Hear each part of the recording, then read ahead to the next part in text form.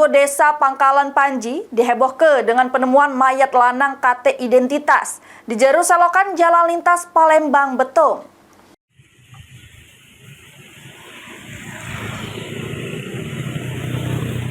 Warga desa Pangkalan Panji dihebohkeun dengan penemuan mayat lanang tanpa identitas di jero paret, tepatnya di jalan lintas Palembang Betung. Menurut warga sekitar, tidak tahu pasti kronologi penyebab tewasnya.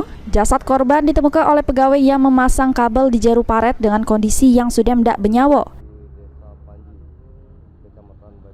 Tadi ada mobil pemasang Telkom, menemukan mayat. Ngasih tahu kami di sini kalau ada mayat di sini. Terus kami ke sini. Terus mayatnya tadi dibawa kemana, Bu? Mayatnya dibawa ke arah Palembang, Pak. Katanya di RS Bayangkara. Tadi berarti pihak polisian datang ke sini tadi, Bu? Sementara itu, pemerintah desa setempat ngatoke sudah mendengar adanya penemuan mayat lanang tersebut, kemudian langsung dilapor ke pihak kepolisian untuk dilakukan evakuasi serta penyelidikan.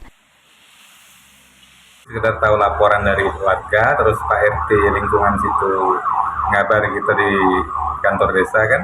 Nah, aku selaku pemerintah desa langsung menghubungi Babin Gatinmas dengan Babinsa untuk ditindaklanjuti. Itu baik, langsung dievakuasi setelah berapa jam, sekitar setengah jam selesai dievakuasi.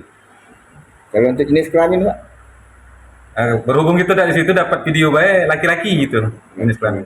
Ridho Ilahi, PAL TV.